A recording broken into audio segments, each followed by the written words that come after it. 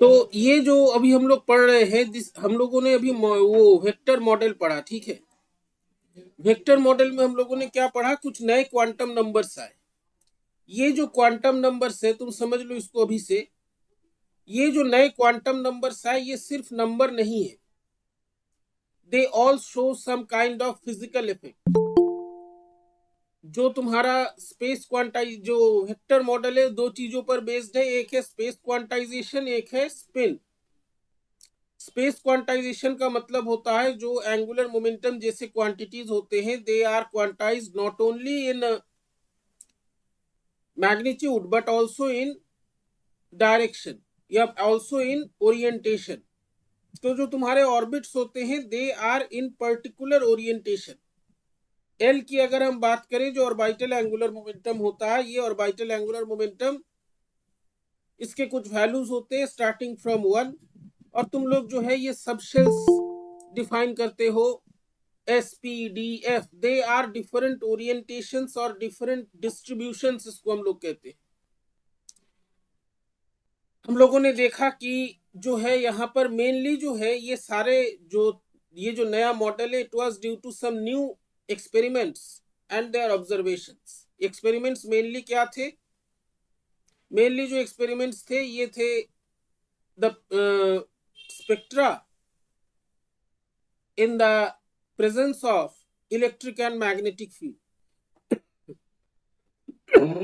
तो ये magnetic field के डायरेक्शन के साथ इसका जो ओरिएंटेशन है, इसका जो अलाइनमेंट है, उसको यहां पर देखा गया, उसको जो है यहां पर एक्सप्लेन करना।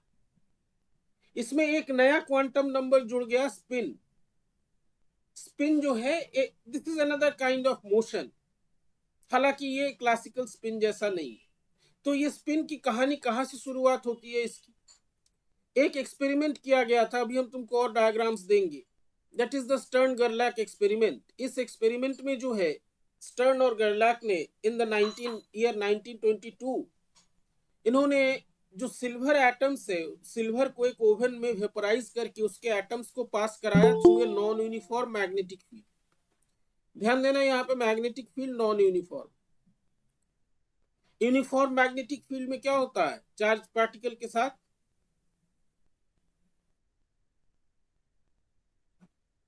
यूनिफॉर्म मैग्नेटिक फील्ड में चार्ज पार्टिकल के साथ क्या होता है,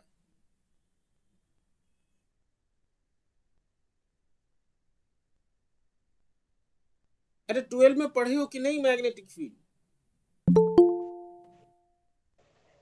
सर एक फोर्स एक्ट करता है। किस डायरेक्शन में एक्ट करता है? Sir perpendicular. परपेंडिकुलर एक्ट करता है, वो एक स्पेशल केस है, v क्रॉस बी या वी बी साइन थीटा। तो अगर परपेंडिकुलर एक्ट करे तो ये चार्ज पार्टिकल जो है एक सर्कुलर पाथ में घूमता है, मैग्नेटिक फोर्स कोई वर्क नहीं करता, वेलोसिटी नहीं चेंज होती है, बस घूमता रहता है। लेकिन जब हमारे पास एक ऐसा फील्ड हो जो कि नॉन यूनिफॉर्म है, नॉन यूनिफॉर्म फील्ड में क्या होता है कि जो मूविंग चार्ज पार्टिकल है, ये इसके ऊपर एक टॉर्क लगता है जिसकी वजह से ये घूमता है, और उसके साथ साथ उसके ऊपर जो है एक फोर्स भी लगता है, दैट कॉजेज एक्सेलरेशन और लीनियर डिस्प्लेसमेंट।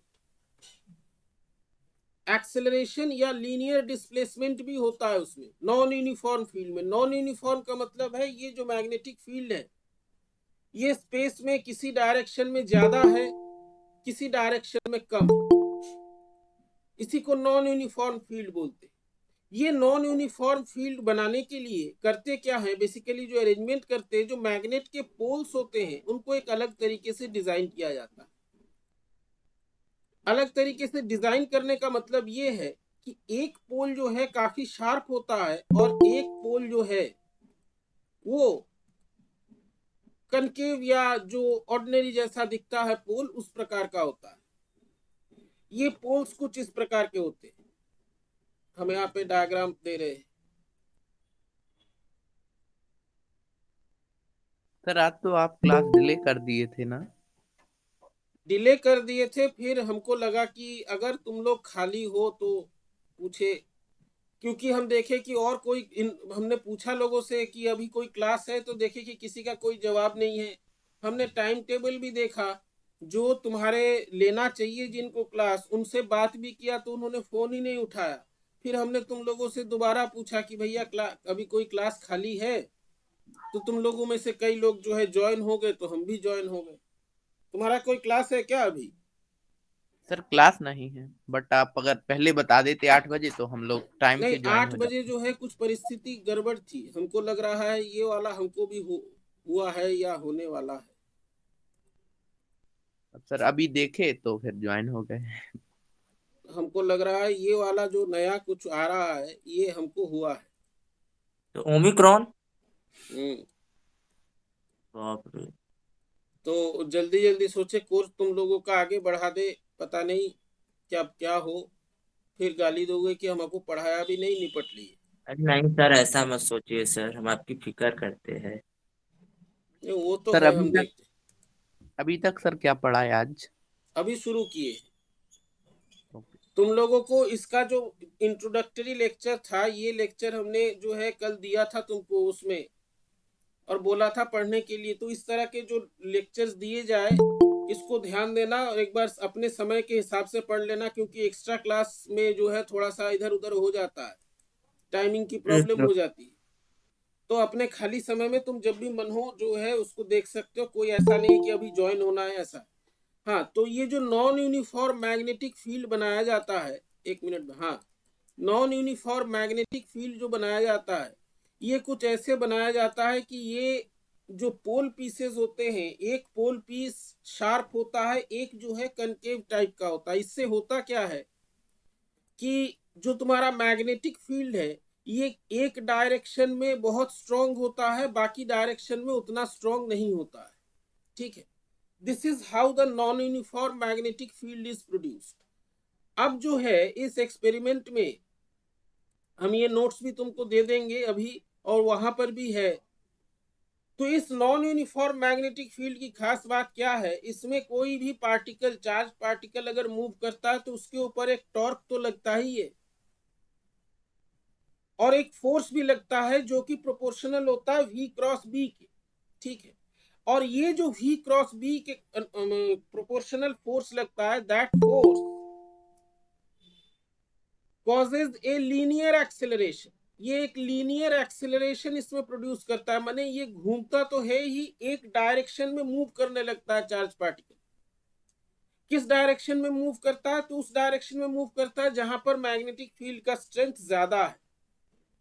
ये खास बात है नॉन यूनिफॉर्म मैग्नेटिक फील्ड। अब कोई भी जो मैग्नेट होता है, हम डाइपोल तुमको समझाएंगे इन डिटेल्स, अभी के लिए समझ लो। कोई भी जो मैग्नेट होता है, ये तुम जानते हो कि कोई भी magnet, even the smallest magnet is found in the form of a dipole. North और साउथ पोल्स होते हैं ना, यस सर। खाली नॉर्थ पोल और खाली साउथ पोल तो होता नहीं है। तो स्मॉलेस्ट मैग्नेट भी वो मैग्नेटिक डाइपोल ही होता है। ठीक है, अब ये डाइपोल जो है, मैग्नेटिक डाइपोल, इसका एक डाइपोल मोमेंट होता है। डाइपोल मोमेंट एक वेक्टर क्वांटिटी है, I क्रॉस A से इसको डिफाइन करते हैं। I will come to this.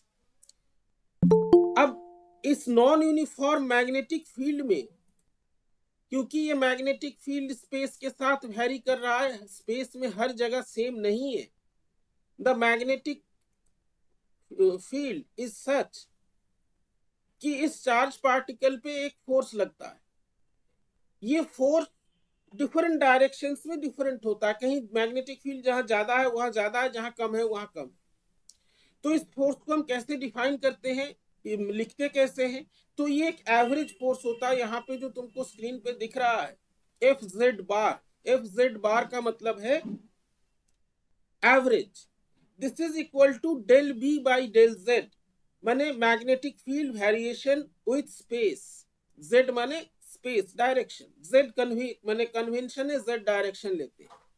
Mu L Z जो है, that is the magnetic dipole moment.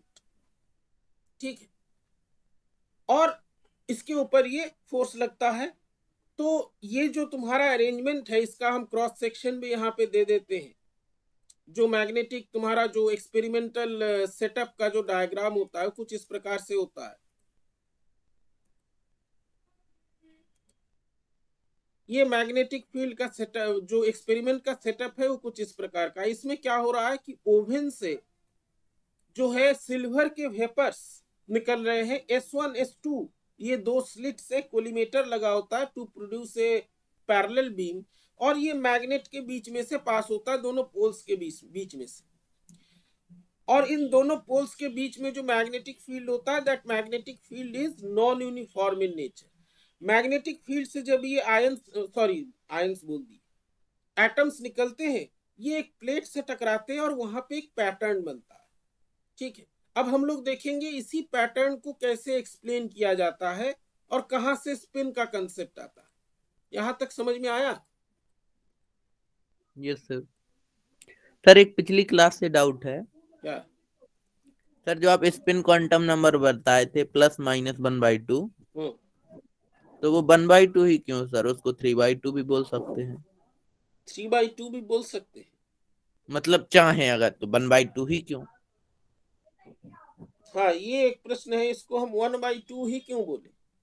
Yes sir, हम तो कुछ भी अगर जैसे वो नहीं, कहे देखो तो देखो हम... देखो, कुछ भी जो है नहीं होता है। ठीक है, ये जो तुम्हारा स्पिन क्वांटम नंबर या जो एंगुलर मोमेंटम क्वांटम नंबर, ये सारे जो क्वांटिटीज आते हैं, ये हम तुमको कभी बता देंगे समय रहा तो। ये बेसिकली जो मैथमेटिकल फॉर्मुलेशन से आते हैं उसको स्फेरिकल हार्मोनिक बोलते हैं।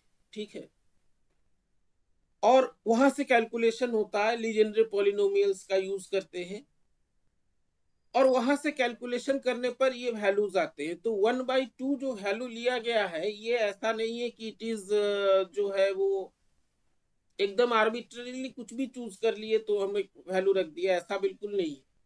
ये कैलकुलेशन से आते हैं। और ये जो स्पिन इलेक्ट्रॉन है, बेसिकली इसको हम लोग फर्मियन बोलते हैं। फर्मियन जो पार्टिकल्स होते हैं, जो फर्मी डिराक स्टैटिस्टिक्स या पॉली एक्सक्लूजन प्रिंसिपल को जो फॉलो करते हैं, पॉली एक्सक्लूजन प्रिंसिपल जानते हो कि नहीं? Yes sir. जानते हैं सर। तो ये जो पॉली एक्सक्लूजन प्रिंसिपल को जो पार्टिकल फॉलो करता है, वो जो है that has a fractional spin. उसका एक कंडीशन है, वो जो है अभी तुम्हारे सिलेबस में तो नहीं है, लेकिन अगर कभी समय मिला हम बता देंगे ताकि तुमको आगे काम आए। तो यहाँ पे जो 1/2 वैल्यू रखते हैं, ये कुछ कैलकुलेशन से आते हैं, and it is A fermion, so it is necessarily A particle with fractional spin. तो फ्रैक्शन में तुम्हारा सवाल सही है, 3/2 5/2 कुछ भी रख दे, लेकिन 1/2 का एक कारण है जो कि कैलकुलेशन से आता है। I will tell you this. तो इसमें आगे बढ़े। सर और जो शेल और ऑर्बिट तो एक ही चीज है ना? शेल और ऑर्बिट, यस हाँ सर, शेल किसी को ही भी... कभी कभार ऑर्बिट हम लोग बोल देते हैं। जो ओके सर। सबशेल होता है that is different. Yes sir. एक शेल या एक ऑर्बिट जो एन से तुम्हारा डिनोट होता है, और जो उस एन के कोरेस्पॉन्डिंग डिफरेंट एल वैल्यूज होते हैं, उसके अनुसार जो है तुम्हारा सबशेल होता है। जैसे एक यस होता है sir. S orbital, S shell, S के लिए एल की वैल्यू 0 होती है, वो स्फेरिकल होता है। माने वहां पे जो इलेक्ट्रॉन्स का डिस्ट्रीब्यूशन है that is uniform throughout the region. ठीक है, तो अब आगे बढ़े। Yes sir. अब जो है यहाँ पर तुम्हारा जो ये बीम है, जो इलेक्ट्रॉन, जो ये तुम्हारे सिल्वर एटम्स हैं, ये सिल्वर एटम्स जब इस प्लेट से टकराते हैं या प्लेट पर आकर के गिरते हैं, they produce a pattern that has to be explained. The silver atoms, हम Ag लिख रहे हैं, atoms after passing through the magnetic field, जो कि नॉन यूनिफॉर्म है, magnetic field strike a plate and produce a pattern. तो ये जो पैटर्न फॉर्म होता है यहाँ पे, the pattern form can be expected, हम एक्सप्लेन नहीं लिख रहे हैं, एक्सपेक्टेड लिख रहे हैं कि किस तरह का पैटर्न फॉर्म हो सकता है। Can be expected from the classical and the quantum theory. Classical और क्वांटम दोनों थ्योरीज से जो है ये एक्सपेक्ट किया जा सकता है। तो हम लोग देख लेते हैं क्या एक्सपेक्ट किया जा सकता है। ठीक है, अगर ये जो एटम है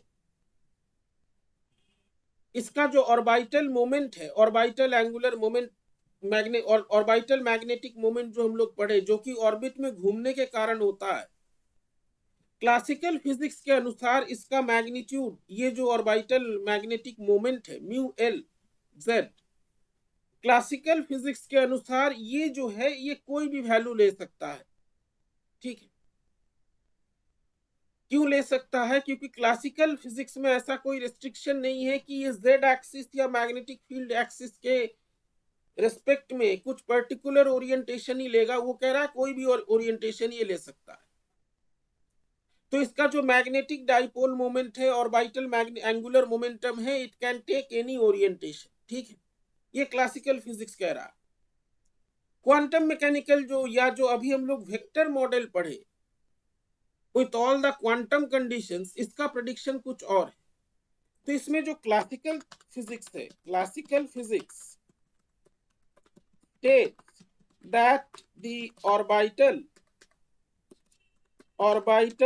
magnetic moment and the orbital magnetic moment and the angular momentum vector can take any orientation माने वो किसी भी एंगल में अलाइन हो सकता है। orientation with respect to the magnetic field direction or the z axis। इसमें क्या होता है? it is a convention माने क्या होता है? convention माने क्या होता है? that the direction of established theory। Sir जैसे साइन कन्वेंशन होता है। हाँ, साइन कन्वेंशन होता है, प्रथा। ये दाहिना हाथ है, ये बायां हाथ है, एक कन्वेंशन है। ठीक है, हम उसी को फॉलो करते हैं। It is a convention that the direction of the magnetic field is taken as the Z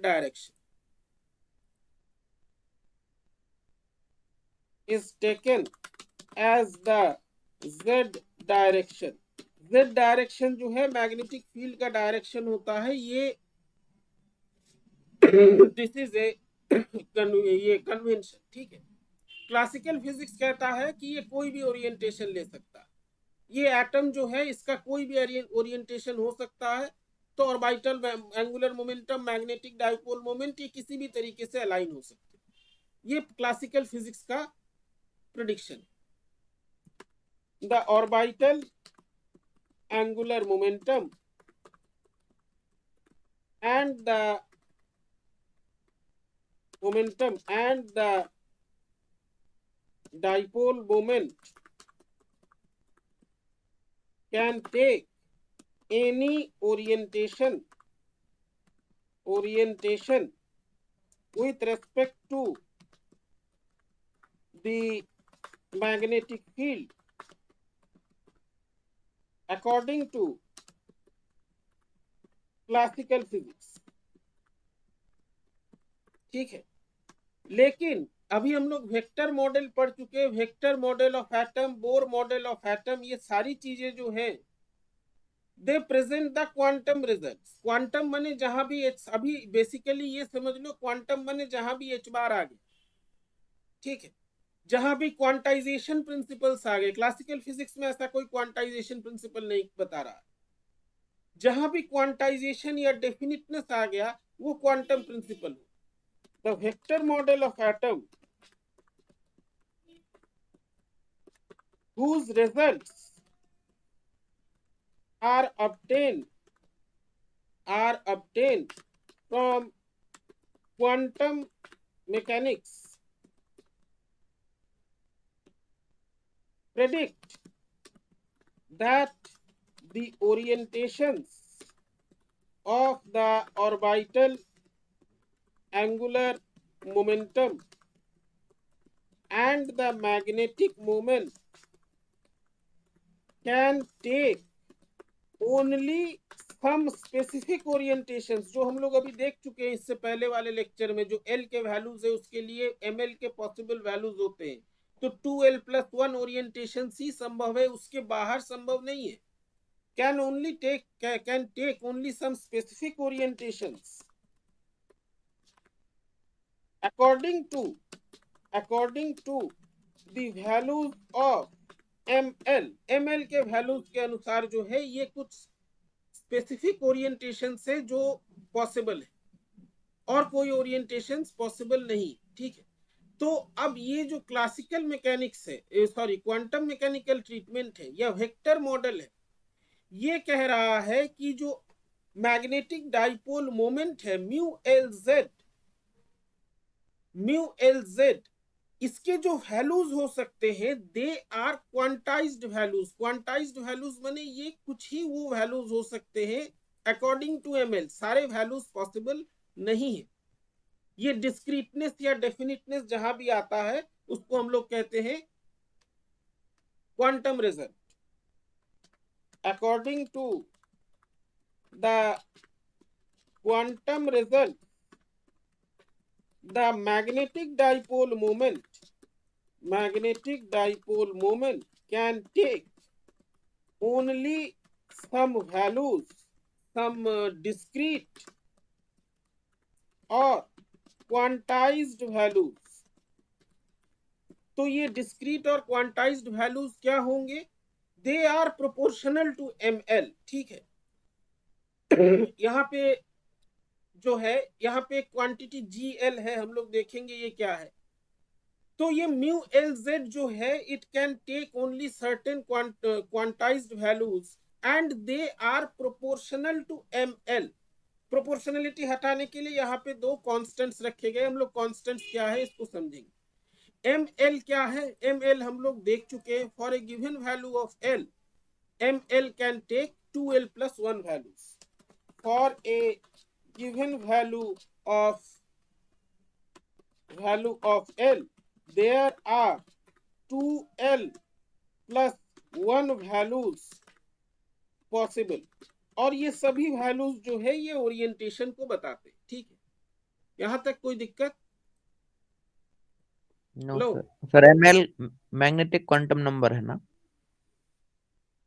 पिछले लेक्चर में तुम थे जब ये बता रहे थे l=3 के लिए। रुको हम दिखाते हैं तुमको, तुम लोग भूल जा रहे हो sir.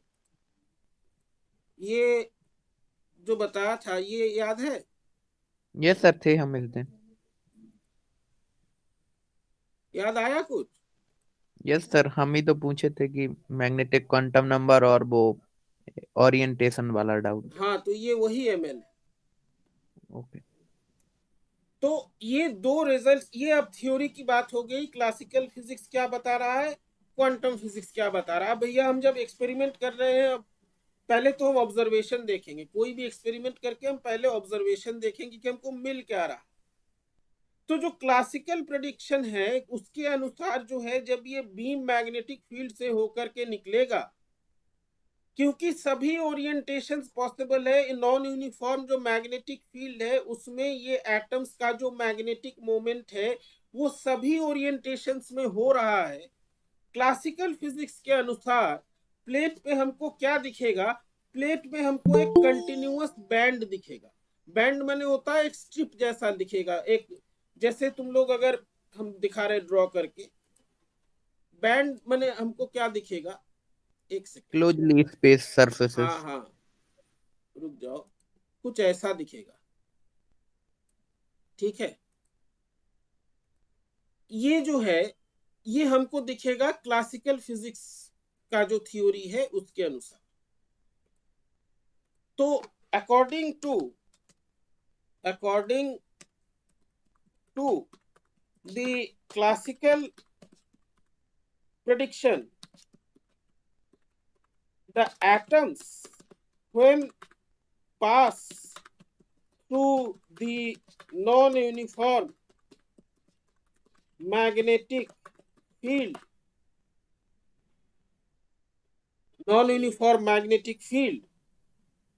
and strike the plate, then a continuous band is formed, या continuous band should be formed, prediction है should be formed, ये फॉर्म होना चाहिए यहाँ पे, बिकॉज क्यों, because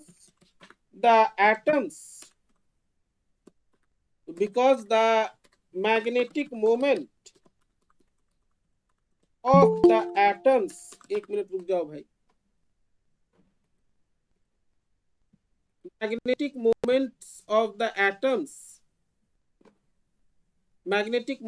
the atoms are affected by the magnetic field, and they are oriented in all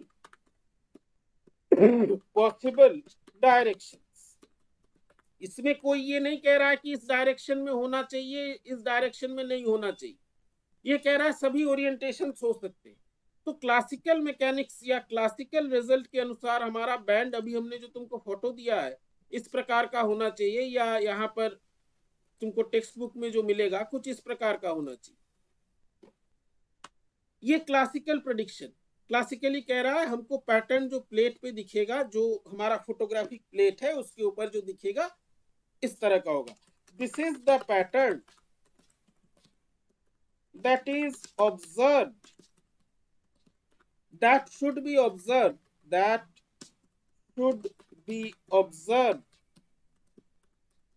in the plate according to the classical theory के अनुसार ये होना चाहिए, ठीक, ये क्लासिकल थ्योरी बता रहा।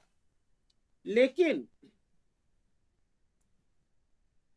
जो ऑब्जर्व रिजल्ट है वो क्या है, अब क्वांटम मैकेनिकल प्रेडिक्शन कह रहा है कि डिफ्लेक्ट, अब ये क्वांटम मैकेनिकल प्रेडिक्शन की अगर हम बात करें तो यहाँ पे जो म्यू एल जेड है, जो मैग्नेटिक डाइपोल मोमेंट है, it will be oriented according to the values of M L. तो क्वांटम मैकेनिकल प्रेडिक्शन कह रहा है कि जो बीम जब निकलेगा मैग्नेटिक फील्ड से और जब ये प्लेट पे टकराएगा, ये कुछ डिस्क्रीट कंपोनेंट्स दिखाएगा, कुछ एक कंटिन्यूअस जैसे यहाँ पे तुमको दिख रहा है, ये ना होकर के कुछ अलग अलग चीजें दिखाएगा, ठीक है। और क्वांटम मैकेनिकल रिजल्ट से ये बता रहा है कि ये जो ओरिएंटेशन है या ये जो पैटर्न मिलेगा, ये हम मैग्नेट को, जो जिस मैग्नेट के कारण मैग्नेटिक फील्ड रख रहे हैं, वो किसी भी ओरिएंटेशन में हो, अगर नॉन यूनिफॉर्म मैग्नेटिक फील्ड है इस प्रकार का हो, ठीक है। तो ये जो मैग्नेटिक फील्ड है या जो मैग्नेट है, हम लिखेंगे सब, ये जो मैग्नेट है, this is a device that is measuring the quantization of the magnetic dipole moment component along the z axis, ठीक है। और क्योंकि फील्ड नॉन यूनिफॉर्म है, ये फील्ड क्या हो रहा है, जहां पर एक डायरेक्शन में बहुत ज्यादा है, एक डायरेक्शन में कम है। तो यहाँ पे जो क्वांटम मैकेनिकल रिजल्ट है, वो क्वांटम मैकेनिकल जो प्रेडिक्शन है, the quantum mechanical prediction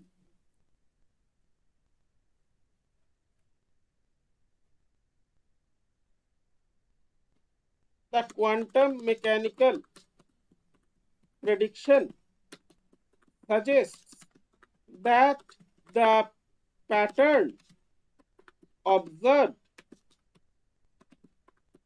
on the plate will be in the form of some discrete माने होता है quantized या definite discrete forms that result due to the orientation of the magnetic dipole moment of the atoms in some specific directions only, ये quantum mechanical result.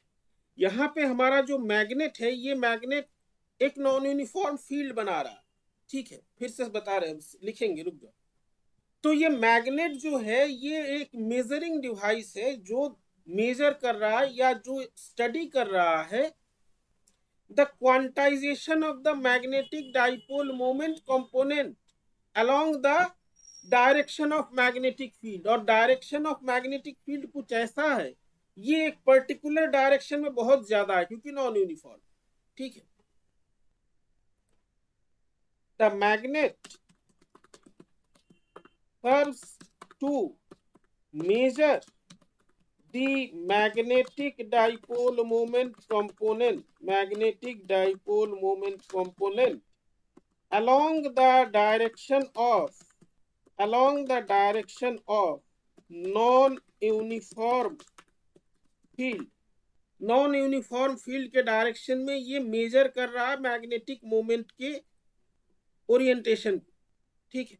तो ये हो रहा है। तो अब जो है हमारा जो क्वांटम मैकेनिकल रिजल्ट है वो उसका प्रेडिक्शन, रिजल्ट नहीं, प्रेडिक्शन ये। तो अब जो है अब हम लोग देखते हैं कि क्वांटम मैकेनिकल प्रेडिक्शन के अनुसार इसका ओरिएंटेशन किस प्रकार का होगा या क्या हमको दिखता है, उसी को एक्सप्लेन करना। तो क्वांटम मैकेनिकल जो रिजल्ट है या क्वांटम मैकेनिकल रिजल्ट के अनुसार या जो दिखता है पैटर्न, वो कुछ इस प्रकार का दिखता है।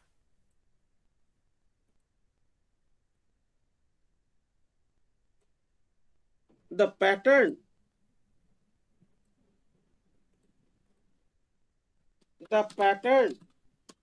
observed on the plate is as shown। ये कुछ इस प्रकार का दिख रहा है पैटर्न, मैंने डायग्राम दिख रहा है। Yes sir. Yes sir. दिखता ऐसा है, क्लासिकल मैकेनिक्स कह रहा है जो इससे पहले हम लोगों ने डायग्राम देखा उस प्रकार का होना चाहिए, ठीक है। तो अब ये क्यों हो रहा है, कहां से आया ये, इस तरह का पैटर्न क्यों बन रहा है, इसको अब एक्सप्लेन करना है। क्वांटम मैकेनिकली हम लोगों ने देखा कि क्या प्रेडिक्शन होता है और क्लासिकली क्या होता है। अब क्वांटम मैकेनिकली जो मैग्नेटिक डाइपोल मोमेंट है, it is oriented in some particular orientations. ये कुछ पर्टिकुलर ओरिएंटेशन से ही हो सकता है, माने पर्टिकुलर ओरिएंटेशन ही ले सकता है। तो ये लोग जो एक्सपेरिमेंट कर रहे थे स्टर्न एंड गेरलाच, इन्होंने देखा कि ये जो पैटर्न है इनको मिल रहा है। एक कंपोनेंट जो ऊपर वाला लाइन है या ऊपर वाला जो टेढ़ा सा कर्व है वो पॉजिटिव जेड डायरेक्शन के लिए है, और दूसरा इन्होंने मैग्नेट का ओरिएंटेशन बदला, और दूसरा वाला जो है ये नेगेटिव जेड डायरेक्शन के लिए। पहले समझ लो फिर लिखेंगे, ठीक है। और उन्होंने क्या देखा कि ये जो रिजल्ट्स है, ये जो पैटर्न है, इन्होंने कई बार एक्सपेरिमेंट को रिपीट किया और इन्होंने देखा कि these patterns are independent of the choice of the direction of magnetic field. हम मैग्नेटिक फील्ड को जेड डायरेक्शन में रखे तब भी ये पैटर्न मिल रहा है, हम मैग्नेटिक फील्ड का डायरेक्शन बदल दे, एक्स कर दे, हॉरिजॉन्टल कर दे, तब भी वही मिल रहा है, और कोई डायरेक्शन रख दे तब भी इसी तरह का पैटर्न मिल रहा है। ये दो कर्व्स मिल रहे हैं जो आपस में मिल नहीं रहे। तो इन्होंने जो है फिर और भी टेस्ट किए, एक एक्सपेरिमेंट से तो होता नहीं है, इन्होंने सिल्वर की जगह और दूसरा जो है एटम यूज किया, और सभी में देखा कि नॉन यूनिफॉर्म मैग्नेटिक फील्ड में जो क्लासिकली एक तुमको धब्बा मिलता है, वो धब्बा ना मिल करके कुछ इस प्रकार का रिजल्ट मिल रहा है, ठीक है। तो सबसे पहला कंक्लूजन जो इन्होंने निकाला, उन्होंने ये निकाला कि Z component of the magnet, जो एटम के डाइपोल मोमेंट्स हैं, ये डाइपोल मोमेंट वेक्टर क्वांटिटी होता है, कंपोनेंट मतलब होता है उसका projection along the direction of magnetic field या किसी एक्सिस। तो पहला इन्होंने जो कंक्लूजन निकाला वो ये निकाला कि मैग्नेटिक डाइपोल मोमेंट का जो जेड कंपोनेंट है, इस वेक्टर का जो जेड कंपोनेंट है, these z components of the magnetic dipole moments of the atoms are quantized. Quantized माने ये कुछ particular orientations ही ले सकता है। अगर ये Z component magnetic moment का एक पर्टिकुलर ओरिएंटेशन ले सकता है तो इन्होंने बताया कि the same result holds for angular momentum also. तो इस एक्सपेरिमेंट के दो कंक्लूजन है। पहला, इन्होंने ये पैटर्न से इन्होंने एक्सप्लेन या इन्होंने प्रूव किया जो स्पेस क्वांटाइजेशन हम लोग पढ़ रहे थे कि स्पेस में ऐसे ऐसे क्वांटाइज्ड होना चाहिए, वो सारे रिजल्ट तुम्हारे कैलकुलेशन से आए हैं, स्फेरिकल हार्मोनिक से आए हैं। ये एक्सपेरिमेंट ने पहली बार दिखाया कि जो स्पेस क्वांटाइजेशन माने एंगुलर मोमेंटम और मैग्नेटिक डाइपोल मोमेंट जैसे वेक्टर, ये सिर्फ मैग्नीट्यूड में नहीं बल्कि डायरेक्शन में भी क्वांटाइज्ड होते हैं। ये इन्होंने इस एक्सपेरिमेंट में प्रूफ किया। ठीक है, तो ये जो पैटर्न है ये इनको मिला। अब इससे क्या क्या हुआ इस पैटर्न से? with this observation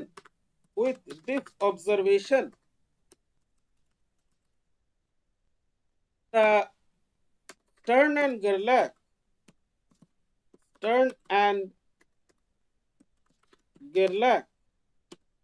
repeated their experiment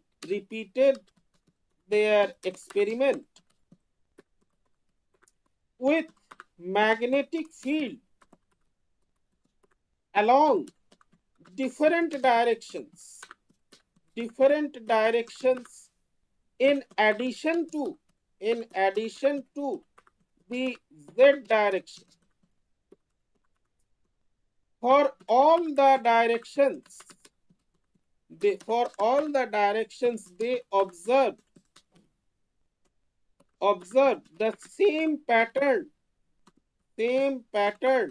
on the screen पे पैटर्न सेम। इन्होंने फिर रिपीट किया experiment. they repeated the experiment with different other atoms। Silver के अलावा जो है इन्होंने कुछ और एटम्स लिए, इससे इन्होंने एक्सपेरिमेंट को किया। And they observed that the pattern was same। Pattern जो है ये सेम है, ये इन्होंने देखा। ठीक है, इन्होंने पहले शुरू किया था सिल्वर एटम से, सिल्वर के बाद जो है इन्होंने और भी एटम्स लिए, उसको रिपीट किया।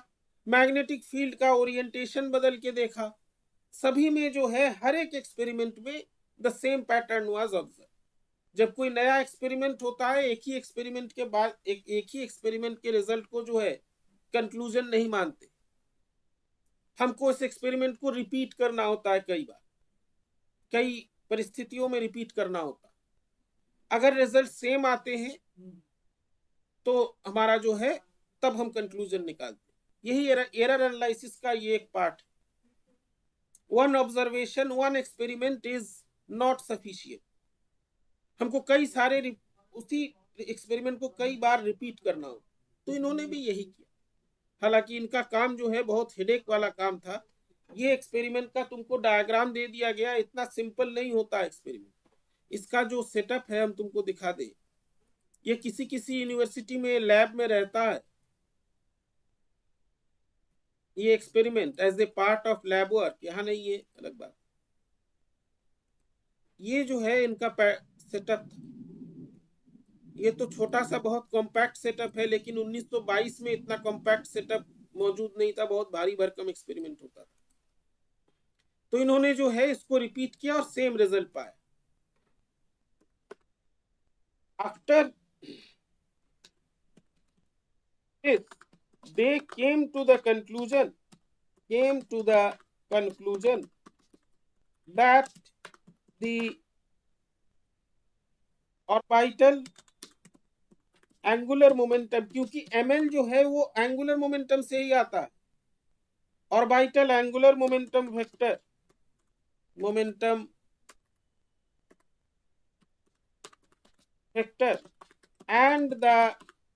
and the magnetic dipole moment vector of the atoms dipole moment vector of the atoms were aligned only in some specific orientations along the magnetic field. ये मैग्नेटिक फील्ड में कुछ ही ओरिएंटेशंस ले रहे थे. All orientations as predicted by the classical theory were not occurring. Classical theory कह रहा था सारे प्रेडिक्शन, सारे ओरिएंटेशंस हो सकते, ठीक है, लेकिन ऐसा नहीं है, ये कुछ ही ओरिएंटेशंस ले रहा था. So the first conclusion, the first या result कहें, result of the Stern-Gerlach experiment was the experimental verification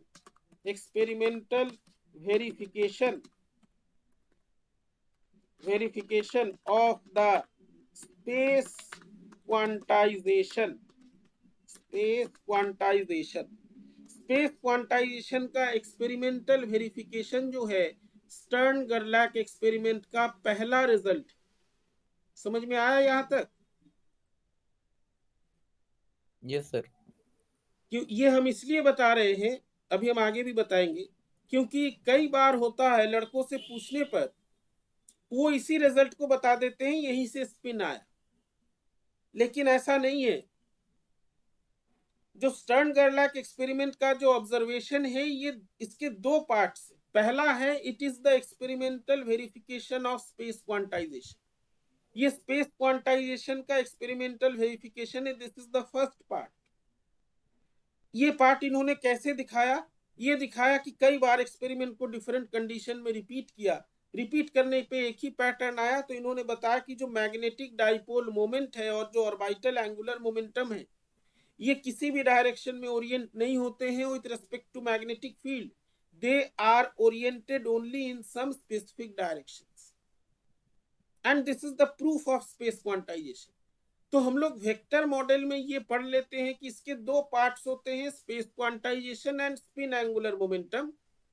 लेकिन अगर एक्चुअली देखा जाए, थोड़ा इन डेप्थ स्टडी किया जाए, जो मैंने तुम्हारे सिलेबस में अभी सारी चीजें नहीं है, इन डेप्थ अगर थोड़ा स्टडी किया जाए, actually vector model of atom is based on spin angular momentum या स्पिन ऑफ द इलेक्ट्रॉन, क्योंकि ये सारी चीजें जो है स्पिन से ही आता है. And this is the beginning of magnetism, वो भी हम तुमको बताएंगे. तो ये जो है this is the first observation of the magnetic field. तो यहां पर जैसे एक और हम डायग्राम देते हैं तुमको, इसको भी समझा देते हैं. तो ये एक्सपेरिमेंट में इन्होंने ये किया कि अब अगर हम मैग्नेटिक फील्ड को स्विच ऑफ कर दे, ठीक है, मैग्नेटिक फील्ड को स्विच ऑफ कर दे तो ये पैटर्न पलटता हुआ दिखा. कैसे पलटता है? ये जो आंख जैसा दिख रहा है, the pattern was observed to change when the magnetic field was switched on and then switched off. Switch on switch off करने के बाद जो है कुछ इस तरह का पैटर्न दिख रहा था. जैसे ही फील्ड बंद हो गया, मैग्नेटिक फील्ड एक लंबा सा लाइन दिख गया, और जैसे ही फील्ड ऑन किए, ये जो त्रिनेत्र जैसा है, देवी देवताओं के सर पे जो आंख होता है त्रिनेत्र, वो ऐसा दिखने लगा. तीसरा आंख होता है ना, आग, ये उसी तरह का दिखने लगा. तो ये जो ऑब्जर्वेशन है यहाँ पे इन्होंने क्वालिटेटिवली पहले बताया कि this is only due to space quantization के कारण ये हो रहा. So the first conclusion is कि स्पेस क्वांटाइजेशन का एक्सपेरिमेंटल वेरिफिकेशन है. ये पहला पार्ट है. अभी यहां पर स्पिन के बारे में डिटेल्स नहीं है. इसके बाद जो है जब इसको एक्सप्लेन करने जाते हैं देन कम्स हाउ डज, तब यहाँ पे सवाल ये आता है, तब जो है यहाँ पर क्वेश्चन ये आता है, how does the spin concept comes in existence when explaining the observation of SG experiment। तो ये जो है हम लोग कल के क्लास में देखेंगे कि इसमें जो है स्पिन का कंसेप्ट कैसे आता है। ठीक है, ओके सर।